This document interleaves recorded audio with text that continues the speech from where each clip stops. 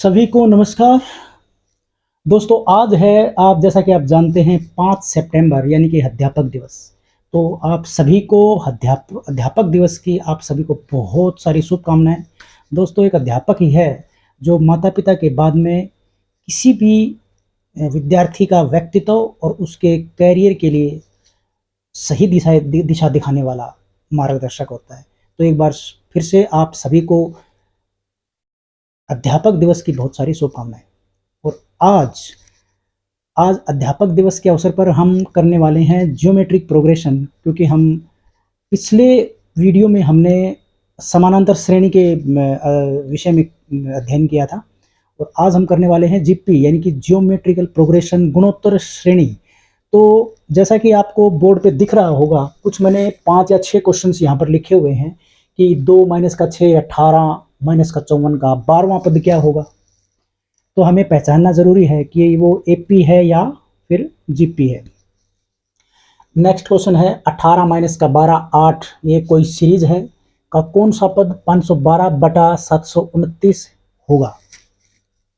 तीसरा क्वेश्चन, किसी जीपी का दूसरा पद दिया गया है, 8वां पद दिया गया है, उसका प्रथम पद और सारो अनुपात क्या होगा। तो ये भी एक सारो अनुपात जीपी के अंदर होता है।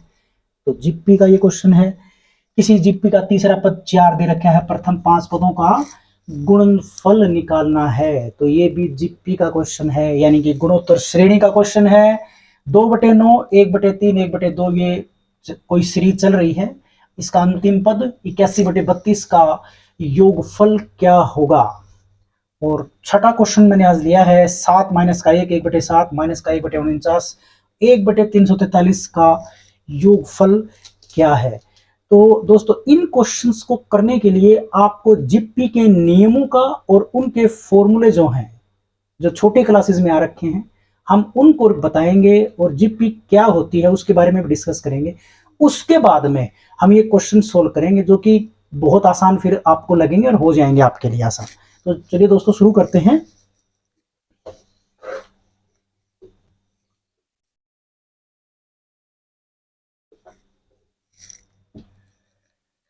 देखिए जीपी यानी कि गुणोत्तर श्रेणी, जियोमेट्रिक प्रोग्रेशन क्या होती है। जियोमेट्रिक प्रोग्रेशन की परिभाषा क्या है। इसकी परिभाषा ये है कि कोई भी श्रेणी, कोई भी सीरीज अगर दी गई हो, उसको गुणोत्तर श्रेणी में हम तभी मानेंगे जब उनके दिए गए सभी पदों का अनुपात बराबर होगा। जैसे हमने समानांतर श्रेणी में क्या सीखा था कि उनके दूसरे पद और पहले पद के बीच में, उनके बीच का अनुपात सभी में उनके बीच का अंतर सभी में बराबर था। गुणोत्तर श्रेणी में अनुपात बराबर होना चाहिए, अनुपात बराबर होना चाहिए।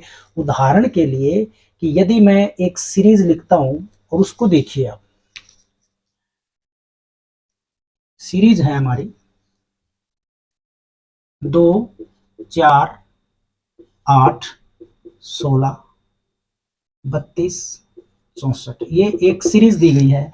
क्या ये जीपी है? क्या ये जीपी है? तो मैं कहूंगा कि ये एक जीपी है।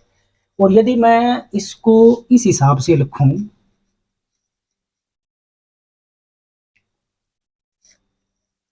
कि अगर इसको रेशियो में लिख दिया जाए, तो जैसे मैं लिखूं 1/64 1/32 1/16 1/8 1/4 और 1/2, क्या ये जीपी है?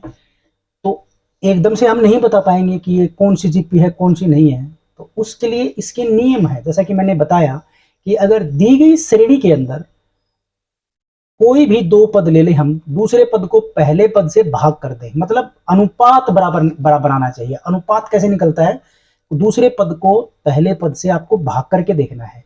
कोई भी 2 पद उठा लो, जैसे आपने ये श्रेणी देखनी है, ये सीरीज जो है, इसके बारे में बताना है कि क्या ये जीपी है या नहीं है। या फिर ये सीरीज है हमारी, क्या ये जीपी है या नहीं है। तो चेक करने के लिए हम क्या करेंगे, दूसरा पद को पहले पद से भाग करके देख लेंगे। कहीं से भी उठा के देख सकते हैं आप। उदाहरण के लिए अगर मैं ये 2 पद ये उठाऊं तो इसका दूसरा पद जो है ये है 16। 16 को 8 से आप भाग करिए तो 2 आएगा। मतलब भाग किया, इसका मतलब ये हुआ इन दोनों का अनुपात 16 और 8 का अनुपात 2 है। अगर मैं 64 और 32 को उठाऊं तो 64 को आप 32 से भाग करेंगे तो 32 दूनी 64, इसका अनुपात भी 2 आया। कोई भी दो पद उठाइए, दूसरे पद को पहले पद से भाग करके देखना है आपको। अगर वो अनुपात सभी पदों का बराबर आ जाता है तो उसको कहेंगे हम जीपी। ऐसे ही हम जो दूसरा उदाहरण लिया हमने, तो ये जीपी है, इसको हम जीपी कह सकते हैं। दूसरा जो उदाहरण लिया है मैंने, तो जैसे आप दूसरा पद आप ये ले लीजिए, दो पद आप ये ले लीजिए, तो 1/16 को आप 1/32 से भाग करके देखेंगे तो 1/16 जैसा आप जानते हो 32 ऊपर जाएगा, ये एक यहाँ आ जाएगा, ये वाला 16 दूनी 32, तो ये 2 आया। अगर मैं ये 2 उठा के देखूं, 1/8 को 1/16 से भाग करेंगे तो ये आएगा 1/8 और ये 16 ऊपर जाएगा नीचे, 8 दूनी 16, इसमें भी 2 आया। अनुपात सभी में बराबर है तो आप इसको जीपी कह सकते हो। पेपर में या तो आपको जीपी है या एपी है उसकी पहचान करनी पड़ेगी, अदरवाइज उसमें पहले से लिखा होगा भाई दी गई एपी है या फिर दी गई जीपी है, तो उस स्थिति में आपको देखने की जरूरत नहीं, सीधा आप कैलकुलेशन पे और डायरेक्ट फॉर्मूला अप्लाई करके क्वेश्चन को हल कर सकते हो। अब अगर ये जीपी है तो हमारे जो इसमें इनसे रिलेटेड क्वेश्चन बनेंगे, इसमें हमें क्या क्या बातें ध्यान रखनी है हम उनका डिस्कस करेंगे। जैसे पीछे वाले जो हमने एपी का टॉपिक करवाया उसके अंदर जैसे प्रथम पद क्या था, उनके बीच का सारव अंतर क्या था, एनवा पद क्या था और एन पदों का योगफल हम कैसे निकाल रहे थे, वैसे ही जीपी के अंदर भी वैसे ही कुछ चीजें हैं जो हमें याद रखनी है। कि जैसे ये जो प्रथम पद है इसको आप ए से ही लिखोगे, ए इसमें 2 है, प्रथम पद है ए, प्रथम पद। इसमें हम अनुपात का जिक्र कर रहे हैं, यानी कि रेशियो का जिक्र कर रहे हैं, तो रेशियो का आर ले रखा है सारव अनुपात। जैसे उसमें सारव अंतर था, कॉमन डिफरेंस, इसमें जो है कॉमन रेशियो जो है वो मानेंगे हम आर से, यानी कि सारव अनुपात, सारव अनुपात कॉमन रेशियो, सारव अनुपात को आर से लिखेंगे हम। और आर कैसे निकलेगा, T2/T1। ये तो प्रथम पद है, कोई भी बता देगा इसको देख के प्रथम पद क्या है, 2 है इसमें। जैसे सारव अनुपात जो है आर को हम क्या मानते हैं, दूसरे पद को पहले पद से भाग करेंगे, दूसरे पद को पहले पद से भाग करेंगे, सारव अनुपात आ जाएगा। तीसरा इसमें है अंतिम पद, अंतिम पद यानी कि एनवा पद, जैसा कि हमने उसमें भी एपी के अंदर भी मैं इसके बारे में बताया था, अंतिम पद या फिर एनवा पद, तो उसको आप टी एन लिख सकते हो, टी एन अंतिम पद, या इसको कह सकते हो आप एनवा पद। तो ये तो थे याद रखने के लिए कि ए क्या है, आर क्या है, टी एन क्या है। अब इनके फॉर्मूले जो हैं, जैसे एनवा पद के लिए ए एन एपी के अंदर दे रखा था, इसके अंदर टी एन हमने लिया है, टी एन उसका नॉमिनेशन है। टी एन का फॉर्मूला यानी कि अंतिम पद का फॉर्मूला क्या होगा, यानी कि टी एन क्या होगा, टी एन होगा इसमें ए आर की एन -1, ये फॉर्मूला याद रखने वाला है, ये वाला। ए क्या है, ये टी एन तो पता ही दिया मैंने, अंतिम पद या एनवा पद। ए क्या है, ए है प्रथम पद, किसी भी जीपी का प्रथम पद। आर सारव अनुपात, यानी कि आर क्या है, दूसरे पद और पहले पद का अनुपात, सारव अनुपात। एन है पदों की संख्या, कोई भी जीपी दे रखी होगी तो उसमें पद दिए गए होंगे, माना कि वो पद एन है, तो एन क्या है, पदों की संख्या। पहला तो हमारा ये फॉर्मूला जो आपको बिल्कुल याद होना चाहिए। दूसरा है एन पदों का योगफल निकालना, एन पदों का योगफल। एन पदों का योगफल निकालने के लिए क्या क्या क्या चाहिए, क्या कंडीशन है हमारी, कि जो ये डिपेंड करता है आपके सारव अनुपात के ऊपर, उसके ऊपर आधारित होकर के ही हमारा फॉर्मूला बनेगा। पेपर में अगर आ जाता है तो इन बातों का ध्यान रखोगे तो आपकी कैलकुलेशन गलत नहीं आएगी। कंडीशन क्या है, जो आर है या तो 1 से छोटा होगा, या आर 1 से बड़ा होगा, या फिर आर 1 से छोटा होगा, या ये कह लीजिए आर 1 और -1 के बीच में लाई करेगा। और हम ये कह सकते हैं कि किसी भी एपीके का अगर सारो अनुपात 1 से अगर छोटा है, और सॉरी एपी बोल देता हूं मैं, जीपी, हम जीपी कर रहे हैं, किसी भी जीपी का, अगर मैंने पहले ऐसा वर्ड यूज किया तो वहां पर आप जीपी मानिए, जीपी का, किसी भी जीपी का अगर सारो अनुपात 1 से छोटा है और दी गई जीपी इंफिनिटी तक गई हुई है, अनंत तक है, तो उसका योगफल निकालने का फॉर्मूला अलग होगा। और यदि आर का मान 1 से छोटा है लेकिन अगर इंफिनिटी तक नहीं गई है जीपी, फॉर्मूला अलग होगा और इसका अलग होगा। आपको ज्यादा डिफरेंस नहीं है, आर छोटा है 1 से, तो हमारा एस एन क्या होगा, जीपी के एन पदों का योगफल क्या होगा। देखो उदाहरण के लिए मैं यहां पे लिख देता हूं एस एन, कब एस एन कब निकलेगा, ये किस कंडीशन में है, ये आर जब 1 से छोटा हो, जब आर 1 से छोटा हो तो जीपी के एन पदों का योगफल क्या होगा, ए, क्योंकि ये 1 से छोटा है तो 1 में से घटेगा, ये 1 माइनस आर की पावर एन, और यही सेम जो है नीचे एन नहीं आएगा, बस इसके नीचे, जब 1 से आर छोटा हो, और जब 1 से आर बड़ा हो तो जाहिर सी बात है इसमें क्या डिफरेंस आएगा, आर की एन में से 1 घट जाएगा, मतलब इसको, इसके साइन में कोई इफेक्ट ना पड़े, हमें ये ध्यान रखना है, आर की एन माइनस का 1 बटे नीचे भी आर माइनस का 1 आएगा।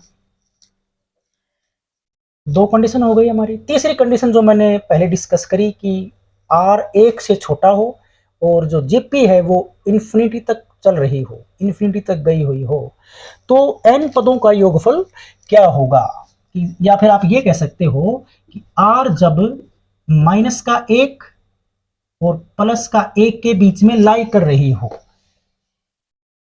तो एन का फॉर्मूला क्या होगा, एस एन इस कंडीशन में क्या होगा, ए अपॉन 1 माइनस आर, बस ये इसका जोड़ निकल जाएगा, सीधा अनंत पदों का योगफल आ जाएगा जब ये स्थिति दे रखी हो। तो ये थे हमारे फॉर्मूले। तीसरा एक और बचता है हमारे पास कि यदि किसी जीपी के 3 पद दिए गए हों, जैसे उदाहरण के लिए 3 पद वो हैं, जीपी के 3 पद ए, एक्स और बी, तो इनका निकालना आता है जीएम, जियोमेट्रिक मीन, मतलब x कैसे निकालें, मध्य पद, यहां पर मीन का मतलब क्या है, मध्य पद निकालना। मध्य पद निकालने का जो फॉर्मूला है, यानी कि x निकालने का फॉर्मूला है, वो वर्गमूल ए बी है, a और b का मल्टीप्लाई करके स्क्वायर रूट कर देंगे तो x की वैल्यू आ जाएगी। ये 3 या 4 फॉर्मूले आपको सिर्फ याद करने हैं और उसके बाद में क्वेश्चन को आपको समझ के उस फॉर्मूले को अप्लाई कर देना है, क्वेश्चन गलत नहीं आएगा, आपकी कैलकुलेशन ठीक होनी चाहिए बस। तो अब दोस्तों शुरू करते हैं हमारे क्वेश्चंस, जीपी से रिलेटेड क्वेश्चंस जो पेपर में आ चुके हैं या फिर हमें उनको जरूर करना चाहिए। क्वेश्चन है हमारा फर्स्ट क्वेश्चन जो हमने लिया था आज, 2 माइनस का 6 18 और माइनस का 54, ये एक का 12वां पद क्या होगा, का 12वां पद क्या होगा, ये है क्वेश्चन। इसका 12वां पद निकालना है तो वही बात आ जाती है कि क्या ये एपी है, क्या ये जीपी है, तो आपको पता करना है। एपी तो तब होगी जब इनके बीच का सारा अंतर यानी कि डी सेम रहेगा, सभी में डी का मान बराबर हो, तो डी का मान बराबर तो रह नहीं सकता। देखिए 54 18, इनको डिफरेंस निकालने कुछ और आएगा, इसका डिफरेंस कुछ और आएगा, इन दोनों का डिफरेंस कुछ और आएगा, तो this is not an AP, ये एपी नहीं है। क्या ये जीपी है, अब जीपी देख लेते हैं, क्या ये जीपी है क्या, कि माइनस का 6 को 2 से भागकर जीपी निकालने के लिए हम क्या करते थे, सारा अंतर निकाल के देखेंगे, कोई भी 2 पद ले लो और उनका सारा अंतर यानी कि कॉमन रेशियो निकालो।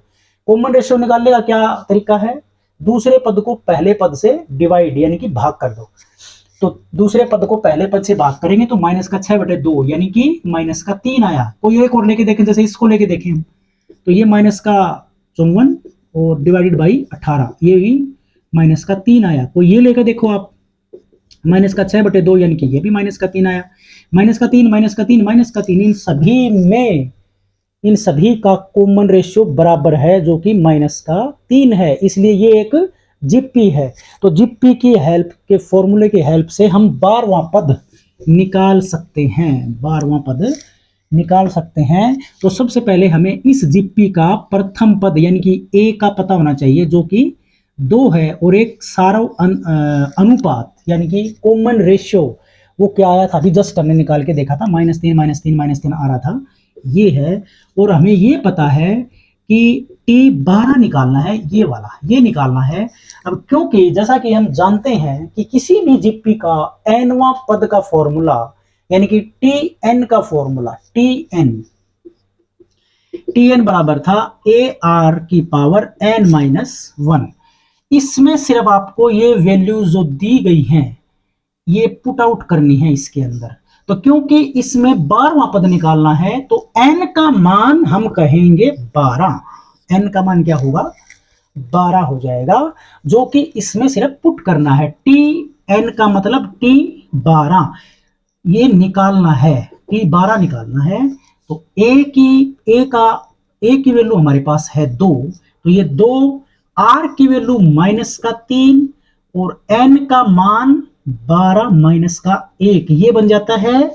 और इसको आप 2 इंटू -3 की पावर 11। अब क्योंकि ये पावर जो है ओड है यानी कि एक विषम संख्या है, तो सोल्व करेंगे पावर को जिसकी पावर ओड नंबर में हो और वो संख्या माइनस में हो, तो ये संख्या भी माइनस में आएगी पूरी की पूरी। तो क्यों ना मैं माइनस आगे लगा दूं यहां से हटा के, तो कोई फर्क नहीं पड़ेगा। तो माइनस का 2 इंटू 3 की पावर 11। अब देखो बारी ये आती है, मेरा तो ये आंसर आ चुका है, बारी ये आती है कि आपके ऑप्शन के अंदर क्या कर रखा है। हो सकता है उसने 3 की पावर 11 को कैलकुलेट करके 2 से मल्टीप्लाई कर दिया हो, तो उत्तर तो माइनस में ही आना है वैसे भी। तो आपको ये देखना है, तो मैं इसको यहीं छोड़ देता हूं। ये था हमारा फर्स्ट क्वेश्चन। अब चलते हैं हम सेकंड क्वेश्चन के ऊपर। सेकंड क्वेश्चन है हमारा, श्रेणी दे रखी है -18, -18, 12 और 8, माइनस का माइनस का 18 नहीं, प्लस का 18, -12 और फिर 8। ये एक सीरीज दे रखी है का कौन सा पद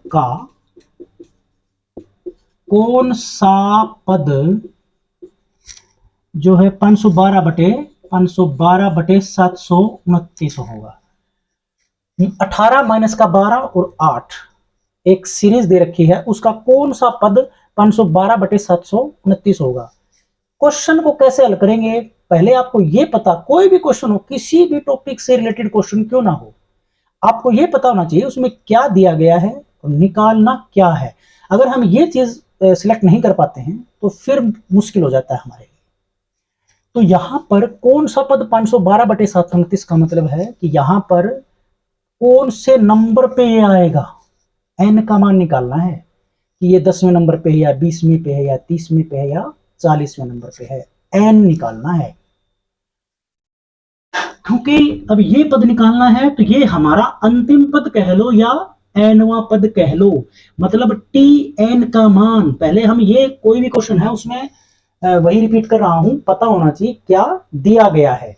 तो ये जो है nवां पद है, ये 512/729 हमारा क्या है, nवां पद। क्योंकि अब ये हम जीपी कर रहे हैं तो जाहिर सी बात है, जो आप सोच भी रहे हो कि जीपी है, फिर भी हम वेरिफिकेशन के लिए पता कर लेते हैं कि क्या ये जीपी है। -12/18 अगर आर की बात करेंगे तो 6 दूनी 12, 6 × 18, तो ये -2/3 आया। इनके बीच का रेशियो निकाल के देखो, आर 8/-12, 4 दूनी 8, 4 × 12, ये भी -2/3। इसका मतलब दी गई सीरीज जो है, दी गई श्रेणी जो है वो एक जीपी है, और इसके ऊपर हम हमारे जीपी वाले फॉर्मूले और कैलकुलेशन लगा सकते हैं। तो अब ये जीपी है, जीपी का प्रथम पद क्या है, सबसे पहला काम प्रथम पद बताना, फिर जीपी का रेशियो आर बताना, यानी कि -12/18 जस्ट हमने निकाला भी था, 6 दूनी 12, 6 × 18, -2/3, और Tn का मान दे रखा है, अंतिम पद या nवां पद हमें दिया गया 512/729। अब क्योंकि आपको पता ही है Tn का जो फॉर्मूला होता है वो AR की n-1 होता है, और इसको आप 512/729 लिख सकते हो। यहां पर A और R का मान पुट आउट कर देंगे हम। A का मान है 18, r का मान है माइनस का 2/3 की पावर n-1 और ये बराबर आएगा 512/729। तो क्यों ना ये गुणा में है 18, ये वाला 18, तो ये इसके गुणा में 18 चला जाएगा। इसको थोड़ा छोटा करना चाहो तो छोटा कर सकते हो, जैसे इसको आप 2 निम में 18 कर दें और इसको 2 दूनी 4, 2 5 10, 2 6 12, ये 256 हो जाएगा। 256/729 गुना में 9। देखो अब हमारे पास क्या बचा है, 2/3 माइनस का इसकी पावर n-1 बराबर 256/729 गुणा में 9। देखो इसको हल करने का तरीका क्या है, हल करने का तरीका क्या है इसका, कि आप इसको 2/3 की फॉर्म में जो है बदलें, इसको 2/3 की फॉर्म में बदलें। 2/3 की फॉर्म में बदलने के लिए क्या करोगे, 256 के जो है फैक्टर करेंगे, गुणनखंड करेंगे, और ऐसे ही 729 और 9 के गुणनखंड करेंगे। तो 256 के गुणनखंड करके यहां लिखेंगे और उसकी पावर हो जाएगी वो। ऐसे ही 729 के जो है गुणनखंड करेंगे और 9 के साथ गुणनखंड करेंगे, उसके भी गुणनखंड यहां पर जो है हम लिख देंगे, इसके गुणनखंड। और उसके बाद में जब इनका बेस बराबर हो जाएगा तो पावर को बराबर रख लेंगे, पावर को क्या करेंगे, बराबर रख लेंगे। तो इसको हल करने के लिए जो है इसके गुणनखंड यानी कि 256 के गुणनखंड करेंगे तो 2 एकम 2 दूनी 4, 2 सॉरी 2 8 16, 2 से करेंगे तो 2 6 12, 2 चौके 8, 2 से फिर करेंगे तो ये 28 आएगा, सॉरी 32 आएगा, और ये 2 से करेंगे तो 16 आएगा, और 2 से करेंगे तो 8 आएगा, 2 से करेंगे 4, ये 2 दूनी 4, 1 2 3 4 5 6 7 8, यानी कि 256 को आप 2 की पावर 8 लिख सकते हो। और इसको आप क्या लिख सकते हो, 729 गुणा में 9 को, ये 3 का आएगा शायद, 729 का 3, 3 गुणा 3 तिया 9, तिया 27, तिया 81, तिया 243, तिया 729, ऐसे आएगा 1 2 3 4 5 6, और ये 3 गुणा 3, इसको आप 3 की 8 लिख सकते हो। तो ये बन जाएगा हमारा 2/3 की पावर 8। 2/3 की पावर क्या बन जाएगा, ये 8 बन जाएगा। तो इसको हम क्या लिख सकते हैं, 2/3 की पावर 8 को, ये यहां से मैं फिर से करता हूं इसको, ये दिखाई नहीं देगा आपको। ये जो है 2/3 की पावर 8 आया था, और इसके बराबर क्या था, माइनस का 2/3 की पावर क्या थी हमारे पास, सॉरी कहां गया, ये था माइनस का 2/3 की पावर n-1। देखो यहां तक आपको समझ में आया होगा। अब क्योंकि देखो बेस बराबर करना था, बेस बराबर करना था आपको, लेकिन ये तो बेस बराबर नहीं आया। तो बेस बराबर करने के लिए क्यों ना मैं यहाँ पे माइनस लगा दूं। अब ये माइनस क्यों लगाया मैंने, ये माइनस मैंने इसलिए लगाया क्योंकि इसकी पावर क्या है, 8 है, एक इवन पावर है। अगर यहां पर माइनस करोगे तो भी इसकी वैल्यू पॉजिटिव आएगी, प्लस रखोगे तो भी इसकी वैल्यू पॉजिटिव ही आएगी। तो क्यों ना मैं माइनस कर दूं ताकि बेस बराबर हो जाए। इसका मतलब बेस बराबर है तो पावर भी बराबर होंगी, यानी कि n-1 बराबर किसके हो जाएगा, 8 के। तो n का मान किसके बराबर आ जाएगा, 9 के। n का मान क्या हो जाएगा, 9। तो 512/729 क्या होगा, 529। क्वेश्चन क्या था हमारा, 512/729 का कौन सा पद है, तो ये कौन सा पद है, 9वां पद है। तो मैं फिर से रिपीट कर देता हूं, ए का मान निकालना है, इसके अंदर कॉमन रेशियो निकालना है, tn, ये tn है, इसके बराबर tn का मान रखा हमने यार कि n-1 बराबर 512/729। ए का मान, r का मान रख करके बेस बराबर करके दोनों तरफ, और पावर को बराबर रख देंगे और हमें n का मान मिल जाएगा। n का मान क्या कहलाएगा, ये कितने नंबर पे आएगा, यानी कि 9 नंबर पे आएगा। ये था एक क्वेश्चन। नेक्स्ट क्वेश्चन हम करेंगे अब, हमारा नेक्स्ट क्वेश्चन है, हमारा जो नेक्स्ट क्वेश्चन है वो है, किसी जीपी का दूसरा पद दिया गया है, जीपी का दूसरा पद, जीपी का दूसरा पद दिया गया है T2, यानी कि दूसरा पद दिया गया है जीपी का 25/4, और किसी दूसरी कोई इसी जीपी का 8वां पद दिया गया है हमें T8 बराबर दिया गया है 16/225, 16/225 नहीं है, सॉरी 625 दिया गया है। तो इस जीपी का प्रथम पद निकालना है और सारव अनुपात निकालना है। सारव अनुपात, प्रथम पद और सारव अनुपात, यानी कि ए निकालना है और आर निकालना है इस जीपी का। तो वैसे ही ये क्वेश्चन सोल्व होगा कि इसमें क्या दिया गया है, T2 का मतलब क्या है, ए आर की n-1 के हिसाब से हम सोचेंगे, ए आर की n-1 यानी कि n का मान इसमें 2 है, 2 माइनस का 1 करेंगे तो ए आर की 1 रह जाएगी, यानी कि ए आर की एक लिखने की जरूरत नहीं है। तो ए आर का मान आएगा 25/4 और T8 की बारी है तो इसको हम लिख सकते हैं ए आर की ये 7 हो जाएगा और ये पावर बन जाएगी 16/625। ये इक्वेशन 1 मान लीजिए, इसको इक्वेशन नंबर 2 मान लीजिए। इसको सोल्व करने के लिए क्या करेंगे कि क्यों ना हम इन आपस में दोनों समीकरणों को, दोनों इक्वेशंस को डिवाइड कर दें, यानी कि समीकरण 2 को 1 से डिवाइड करें। ऐसा करने क्यों किया हमने, ऐसा इसलिए किया क्योंकि हमारे पास कल इस तरह करने के अलावा कोई विकल्प बचता नहीं है। क्योंकि इनको आपस में डिवाइड करने से क्या होगा, ए कैंसिल हो जाएगा और आर का मान बचेगा हमारे पास। आर की वैल्यू आ जाएगी तो हम किसी भी एक समीकरण से ए की वैल्यू फाइंड आउट आसानी से कर सकते हैं। तो जैसे हम 2 को 1 से डिवाइड करेंगे तो यानी कि ए आर की 7 को ए आर से डिवाइड करें तो ये आ जाएगा 16/625 और इसके डिवाइड में 25/4 आएगा तो 25 तो नीचे रह जाए, 25 तो नीचे रह जाएगा और ये 4 जो है ये ऊपर चला जाएगा। सोल्व करेंगे इसको तो, और इस ए से ये ए कैंसिल हो जाएगा, एक आर से एक 7 में से एक पावर, आपको तो पता ही होगा आर की 7 और ये आर की 1 है तो आर की 7 माइनस का 1 बन जाएगी ऊपर जाके, क्योंकि बेस दोनों का बराबर, यानी कि 6 कह सकता हूं मैं। आर की 6 बराबर किसके आएगा, 16 को लिख सकते हो आप 2 गुना 2 दूनी 4 दूनी 8 दूनी 16 और ये 2 दूनी 4, ये 4 को 2 फैक्टराइजेशन कर दिया। इसका करेंगे तो 5 5 25 5 125 5 625 प्लस 5 गुणा 5, 25 को आप ये लिख सकते हो 1 2 3 4 5 6, 1 2 3 4 5 6, यानी कि हमें मिलेगा पिछले वाले क्वेश्चन की तरह आर की 6 बराबर 2 की 6 और 5 की भी 6, तो क्यों ना हम 2/5 की 6 लिख दें।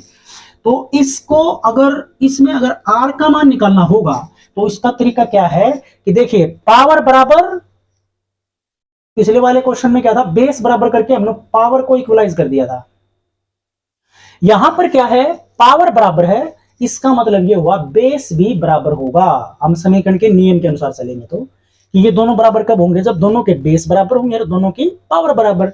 अब पावर तो पहले से ही बराबर है, इसका मतलब बेस भी बराबर होगा।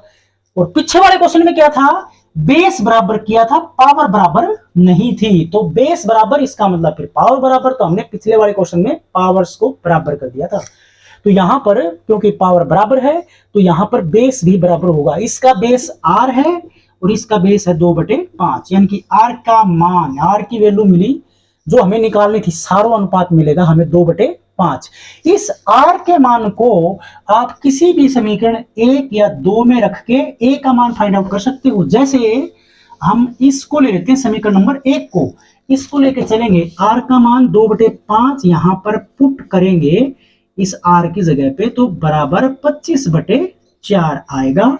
ए का मान अगर निकालेंगे तो ये भाग में जाएगा, इसके इस 25/4 के डिवाइड में 2/5 आएगा, तो 25/4 के भाग में 5 और ये 2 ऊपर गुणा में चला जाएगा, 5 5 25 हो जाएगा और 2 दूनी 4, यानी कि 5/2। ए का मान यानी कि प्रथम पद तो आपका 5/2 और सारो अनुपात 2/5। तो एक टाइप हमारी ये थी जीपी के अंदर। अब ले लेते हैं हम नेक्स्ट क्वेश्चन। नेक्स्ट क्वेश्चन है हमारा, किसी जीपी का तीसरा पद 4 दे रखा है। भाई देखो ये इंपॉर्टेंट क्वेश्चन है। किसी जीपी का तीसरा पद दिया गया है भाई, तीसरा पद, इस जीपी का तीसरा पद 4 है, 4 है। इसके 5 प्रथम 5 पदों का गुणनफल क्या होगा? इसके प्रथम 5 पदों का गुणनफल क्या होगा? ये क्वेश्चन है, गुणनफल क्या होगा। इस जीपी का तीसरा पद 4 है, तीसरा पद दिया गया है तो इसको हम ए आर की स्क्वायर कह सकते हैं। देखो किसी जीपी का तीसरा पद यानी कि T3 बराबर 4 है तो इसको आप ए आर की n-1 के हिसाब से लिखेंगे तो n का मान 3 लिखेंगे, यहां पर 3 माइनस का 1 यानी कि ए आर की 2, 3 में से गया 2 बचेगा, बराबर 4। एक इक्वेशन ये आर कर देता हूं, n लिखा हुआ है, ये ए आर की 2 बराबर किसके हो जाएगा? 4 के। कोई भी जीपी होती है, ये मैंने उसमें फॉर्मूले जब बनाए थे उस टाइम बताना चाहिए था तो मैं यहां बता देता हूं। कोई भी स्टैंडर्ड जीपी, कोई भी स्टैंडर्ड जीपी अगर आपको बनानी है तो वो कैसे होती है? वो ऐसे होते रियल में, ए उसका दूसरा पद होगा ए आर, तीसरा पद होगा ए आर स्क्वायर, जैसे मैंने यहां पर ये तीसरा पद ए आर स्क्वायर लिखा, चौथा तीसरा ये तीसरा पद ये चौथा पद करेंगे तो ए आर की 3 आ जाएगा, चौथे में, पांचवें में ए आर की 4 आ जाएगा। मतलब जितने नंबर पे पद होगा आर के पावर उससे एक कम बनेगी, ए से मल्टीप्लाई सभी में बनेगा। प्रथम 5 पदों का गुणनफल, पहला पद, दूसरा पद, तीसरा, चौथा, पांचवा, इनका गुणनफल निकालना है। मतलब मैं क्यों ना इनके बीच में डॉट लगा दूं, डॉट, ये डॉट, ये डॉट और ये डॉट, ये निकालना है आपको। अब यहां पर ए आर की स्क्वायर का मान दे रखा है, ए आर की स्क्वायर का मान, इनका गुणनफल अगर हम निकालेंगे, और क्या दिया गया था इस क्वेश्चन में? किसी गुणोत्तर श्रेणी का ये दे रखा है, हाँ बस यही चीज दे रखी थी। अब देखो इसको अगर हम, इसका मल्टीप्लीकेशन अगर हमें निकालना है तो देखो हमारे पास क्या होगा, 1 2 3 4 5, ए 5 बार आई तो ए को हम 5 लिख सकते हैं, ए की 5 लिख सकते हैं हम इसको इसमें। और आर कितनी बार आया? 1, ये 2 पावर 3 2 5 और 4 9 और 1 ये 10, तो ए आर, ये आर की पावर 10 बन जाती है आपकी हमारे पास। इसको हम क्या लिख सकते हैं? इस ए की 5 आर की 10 को इसकी फॉर्म में लिख लेंगे हम, तभी हम इसको कैलकुलेट कर पाएंगे। मतलब इसको हम लिख सकते हैं ए आर की 5 की power, sorry A R square की पावर 5, इसको ये लिख सकते हैं। देखो 5 पावर कर देने से क्या हुआ, ए की पावर 5 हो जाएगी, आर स्क्वायर कि आर की पावर 2 को 5 से इसकी पावर 5 करेंगे तो ये आर की 10 आ जाएगी, मतलब ये दोनों बराबर हैं। अब क्योंकि ए आर स्क्वायर की वैल्यू दे रखी है, कितनी है? 4, तो यहां पर 4 पुट आउट कर देंगे, इसकी जगह पे पावर हो जाएगी 5, तो या तो इसका आंसर यही होगा या फिर 4 को 5 बार गुणा, 4 चौके 16, 5 80, 5 ऐसे करके इसको 5 बार गुणा कर देंगे तो इस दी गई जीपी के 5 फर्स्ट 5 जो टर्म्स हैं उनका गुणनफल की वैल्यू हमारे पास आ जाएगी। एक टाइप हमारे पास ये थी। इसके बाद में हम लेते हैं इसकी नेक्स्ट, इसका जीपी का एक नेक्स्ट क्वेश्चन। तो हमारे पास 3 या 4 टाइप हमने कर ली है। हमारे पास हमने अभी तक जोड़ वाला टाइप नहीं किया है, तो क्यों ना हम जीपी का जोड़ वाले टाइप ले लेते हैं। जोड़ के लिए जैसे इन्होंने दे रखा है क्वेश्चन, 2/9 एक श्रेणी दे रखी है, 2/9, 1/3, 1/2, सॉरी इनके बीच में प्लस का निशान लगा रखा है पहले से ही, प्लस, ये प्लस लगा रखा है। और ये सीरीज जो है ऐसे चलती जाएगी और इसकी लास्ट टर्म दे दी है 81/32, इसकी लास्ट टर्म 81/32 का योगफल क्या होगा। तो हम चेक करना चाहें तो हम चेक कर सकते हैं, अदरवाइज क्योंकि मैं जीपी का ही टॉपिक कर रहा हूं तो ये जीपी है, ये श्योर है कि ये जीपी है। क्या दिया गया है, हमें क्या निकालना है? ए का मान हम निकाल लेंगे, आर का मान हम निकाल लेंगे, ये अंतिम पद यानी कि एनवां पद दे रखा है। एनवां पद, अंतिम पद एक ही बात होती है, वो दिया गया है। हमें इनके पदों का योगफल, मतलब इस दी गई जीपी का योगफल निकालना है। तो कैसे निकलेगा? देखो ए का मान तो यहां पर 2/9 है, अगर आर का मान निकालेंगे यानी कि कॉमन रेशियो निकालें, सारो अनुपात निकालें, तो दूसरा पद बटे पहला पद, या इसको दूसरा पद मान लो, इसको पहला पद मान लो। जैसे मैंने इसको दूसरा पद माना 1/3 डिवाइडेड बाई 2/9। देखो इसको हल करके देखेंगे, आर आ जाएगा, यानी कि 1/3 के गुणा में ये 9 ऊपर जाएगा, 2 नीचे आएगा, 3 तिया 9, यानी कि 3/2। तो मैं क्यों ना आर का मान सीधा ही 3/2 लिखूं। आर का मान कितना आया, 3/2। ये nवां पद है, यानी कि टी एन का मान 81/32। टी एन का मान कितना है हमारे पास, 81/32। क्वेश्चन में निकालना क्या था, इनका योगफल। अब देखो आर जो है, आर क्या है, क्या आर 1 से बड़ा है? हाँ, आर 1 से बड़ा है। क्यों है आर 1 से बड़ा? 3/2 क्या है, 1.5 है, 1 से बड़ा है 1.5, क्योंकि 3 को 2 से डिवाइड करेंगे तो 1.5 आएगा। ठीक है, आर 1 से बड़ा है तो हम एस एन का फॉर्मूला ए इंटू आर, बड़ा है तो आर की N minus 1 upon R minus 1, ये वाला फॉर्मूला इसमें अप्लाई कर देंगे। ए का मान है हमारे पास, एन का मान हमारे पास नहीं है। एन का मान हम निकाल लेंगे किसकी हेल्प से, इसकी हेल्प से, टी एन की हेल्प से। टी एन की हेल्प से एन का मान निकालेंगे तो हम यहां पर लिख सकते हैं ए आर की एन माइनस 1 बराबर 81/32। ए का मान 2/9 पुट कर दिया, आर का मान 3/2 पुट कर दिया, इसकी पावर एन माइनस 1 बराबर 81/32। बेस बराबर करने की कोशिश करेंगे, तभी हम पावर को बराबर लिख के एन का मान निकाल सकते हैं, जैसा कि हमने एक क्वेश्चन पहले किया था। तो इसको 2/9 को आप उस तरफ लेके जाओगे तो 2/9 आएगा, इसके 2/9, तो 9 ऊपर चला जाएगा और 2 नीचे आ जाएगा इसका। ये इसको इस तरह लिख सकते हैं। इसको करेंगे तो देखो 81 को आप लिख सकते हो 3 तिया 9 तिया 27 तिया 81, और 9 को 3 गुणा 3। ऐसे ही 32 को 2 दूनी 4 दूनी 8 दूनी 16 दूनी 32, और 2 एक नीचे पहले से ही है। 1 2 3 4 5 6, 1 2 3 4 5 6, मतलब ये हुआ कि जो 3/2 की पावर n-1 था ये वाला, इसके बराबर में 3/2 की पावर 6 हो जाएगा। बेस बराबर 3/2 3/2, तो n-1 बराबर 6, तो n का मान 7 आया। n का मान क्या आ जाएगा, ये एक इस तरफ जाके जुड़ जाएगा इसमें। n का मान क्या आ गया हमारे पास 7। अब sn की हेल्प से, sn की हेल्प से आप जोड़ निकाल सकते हो इसमें वैल्यू पुट करके।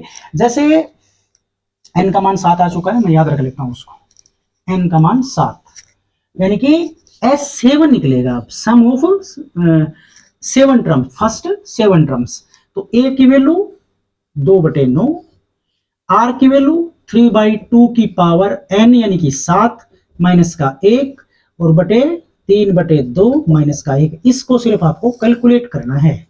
ये कैलकुलेट करोगे तो आपके इस जिप्पी का योगफल आ जाएगा। तो जिप्पी का योगफल कैसे निकाला आपके समझ में आया होगा।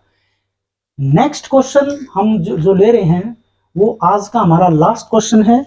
उस क्वेश्चन वो थोड़ा सा डिफरेंट है तो सम का ही क्वेश्चन, जीपी के सम निकालना है, लेकिन वो थोड़ा डिफरेंट क्वेश्चन है। जो हमने एक ट्रिक, एक टाइप है, ट्रिक नहीं टाइप, एक लास्ट में जो हमने बताई थी कि उसके अंदर आर किस तरह आर की वैल्यू कहां लाई करती है।